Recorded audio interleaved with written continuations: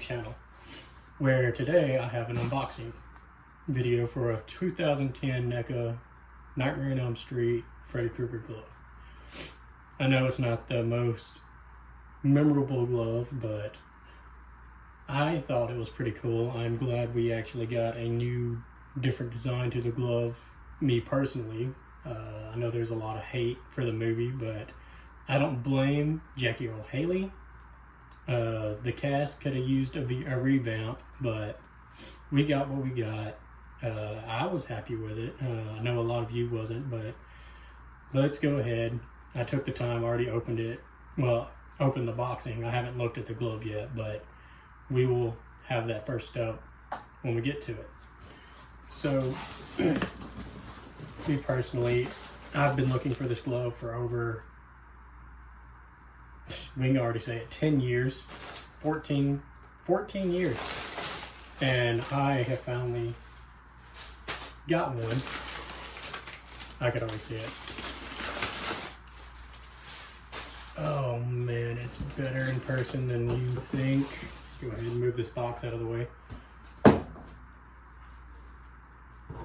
And there it is. Holy crap, man. You can't get better than that. Turn it around. Wow. That is amazing. The blades are so beefy. Everything is just perfect. It has great balance.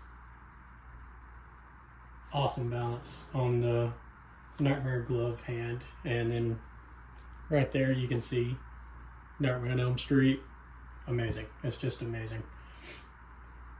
Now, not a whole lot of things can be said about this glove. I mean, yes, it's a Freddy Krueger glove, but it's one that we're not used to seeing. I mean, we're used to the back plating here, and I mean, they just replaced that with just strips, like it was made, you know, very cheap in a dirty boiler room, like it's supposed to be, and you know, but the blades, those are some thick blades. They're not sharp, not nowhere sharp. They're blunted off, of course. It's got a little bit of a sharpness to it, the pinky, but I mean, just on the tip. The rest of them are blunted off. Not a kid's toy. No, definitely not a kid's toy, but I mean, I think it's pretty cool. I bought this. Usually you see them, for some reason, I know the movie didn't get a whole lot of, you know, love, but apparently this glove did, because, or hate, I don't know, but for some reason you can't find these under $1,000 USD. But I managed to find this one rarely cheap. The guy said he was just getting it out of his collection, and I hopped on it as fast as I could because I needed one for mine. Now, I'm going to go ahead and lay this down and compare it to my Trick or Treat Studios Freddy Krueger Part 4 glove and the Ruby's their attempt at it's not my favorite, but you know, I had to have at least another glove, so we're gonna go ahead and bring out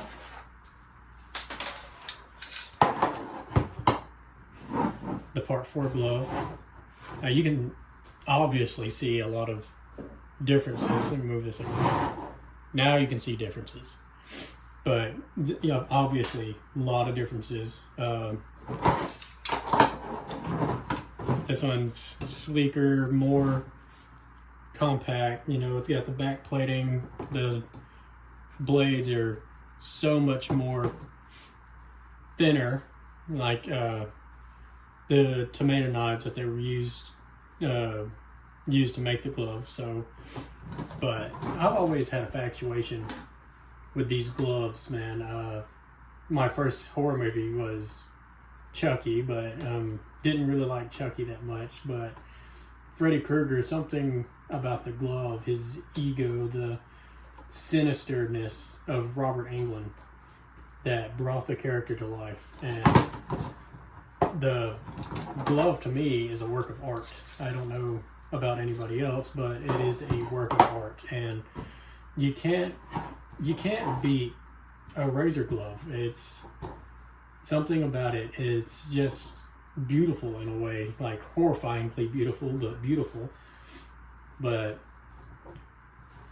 so the glove, this glove here, and I will try on the other glove too, but this glove here, you know, you got a lot of movement that we expect out of the glove. Tighten that. And it just feels great on your hand. It's not too heavy. It's got a great sound to it. And it's just so gnarly to have one of these. But let's go ahead, get the other glove off of this one, and this one is different. You mean you just can't slip it on and off like you can a rubber glove. You have to get this little nut here and you have to unscrew it. Why they built it like that, not 100% sure, but it's like a shackle. Like this thing is, I don't want to lose that, but it's like a torture device from the mid-century, which I have no problem about it. But yeah, so screw, nut, it comes out, and you have to open this and remove the glove part. And it's not the most easiest way to get on the glove, but once I guess it's on you, it's on you. So, and getting the glove, the leather glove off the mannequin hand is not the easiest work. You have to really pry it, but once you get it off, it's off. Now, I say they did an excellent job.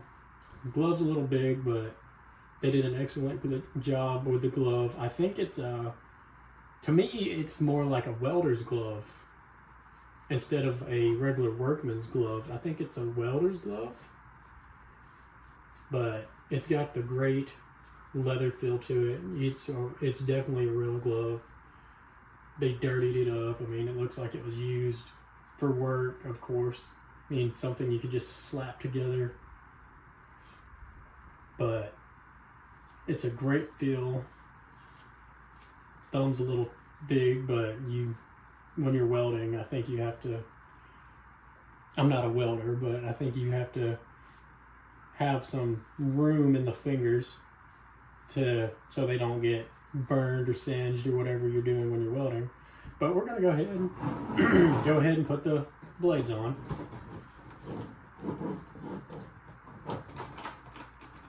It's only a single piece blade, which is kind of strange. Like on the Robert glove, they have the double places where you can put your fingers at and it'll be a good grip. These just got the single.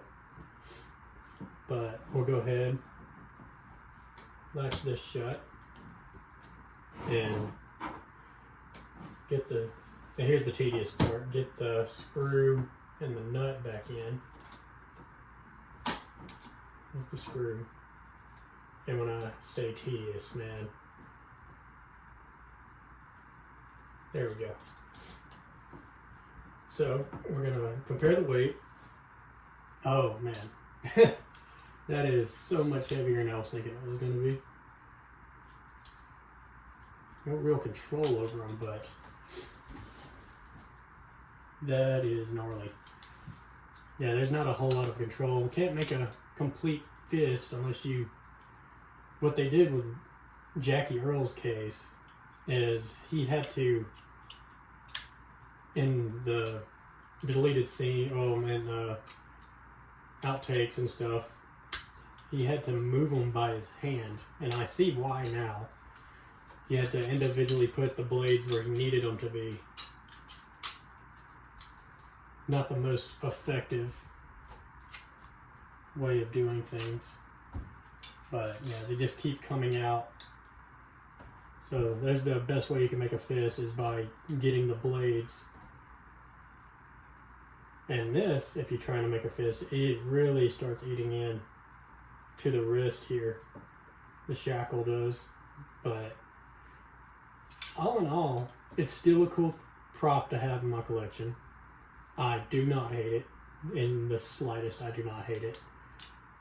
I can't see. There you go. How he did the... But it is fitted for Jackie's hand. And Jackie did an excellent job playing the character.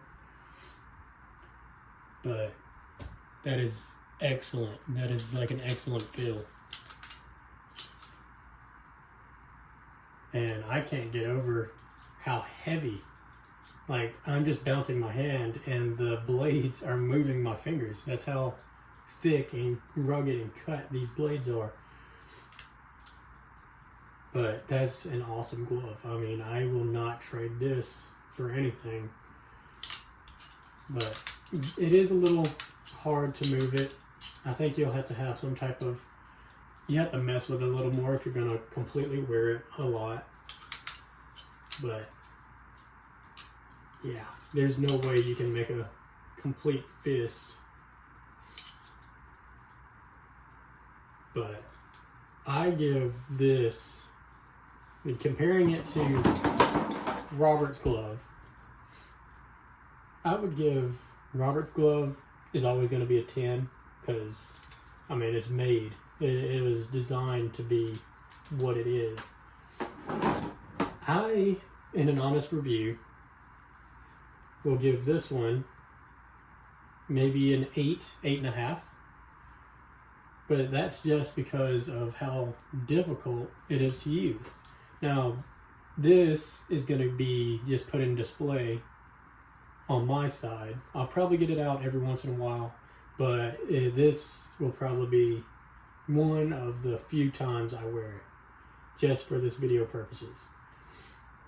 But man, it is still amazing to have one of these in my collection after 14 years. It's really been 14 years since 2010, but this is an amazing, amazing job from NECA. And you can't beat it unless you get a Dark Dreams Designs, which I don't plan on getting one of those anytime soon. And now I'm going to bring out the Ruby's glove. There's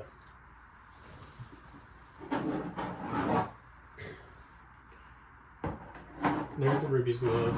I myself personally think the Ruby's glove is based off of Freddy vs. Jason, just because I know it could be based off of something else, but just because of the heftiness, the thickness, and the style of the backing plate and the fingers, I think this glove is based off of Freddy vs. Jason.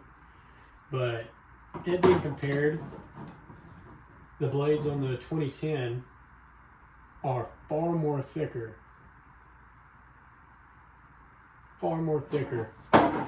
than the Ruby's glove blades, which I'm basing off of Freddy vs. Jason, because you know the blades on the Freddy vs. Jason glove had to be thicker just for that, you know, those big epic fight scenes. You know, you had to compare something to a machete. But Ruby's glove, not my favorite at all. I love the backing plate, and I love, you know, I love how the heftiness of that. But there's still something that just throws me off about the Ruby's glove. The pinky will sink down and just hurt right there in the middle of between two fingers because of how heavy it is. This one I don't have that problem. But Ruby's glove, I give it a 5 all day because it's not designed completely to wear in my years of having it. But there's no difficulties with this glove that I can feel, unless you count the strap here, that if you try to make a fist, it just cuts into your wrist. But it's still not as painful as the Ruby's glove slipping down and hurting in between your fingers, the webbing of your fingers. I also want to point out the solder on this glove. Look at the solder marks right here. That is amazing. It's almost like they were brazed and welded on, but it is solder. That's a heftier mount. And that just gives you another perspective of this was built in some boiler room, bunker, preschool basement, whatever you want to say. It was just built nasty, cheap, and in a hurry.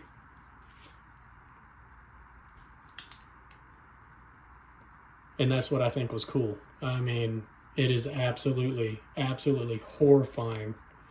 I wouldn't want to be chased by this. You wouldn't want to be chased by this. But yeah, the text, the designs, like these little straps here, just dirtied up. Look like they were crinkled, just scrap pieces. And you can't beat it. I mean, there's just so much that you can get out of this glove. And if we never saw another Freddy glove again, I would be alright with this one. You know? I would be completely alright having this one as an end note. But we did get another one, and that was Dylan's New Nightmare, the fan film, but it kind of combined the original with this one. And I will try to put some pictures up in the video showing that. But it was another cool glove, and I'm pretty sure somebody has already made the replica of that. But the last movie glove is this glove, and no matter if you hate it or love it, we gotta respect it, because they gave it their all, even though Wes Craven hated it, but they gave it their all, picked an amazing actor to play Freddy, and brought back the dark and twisted humor that we all knew Freddy to have. But I believe that is going to do it for this video.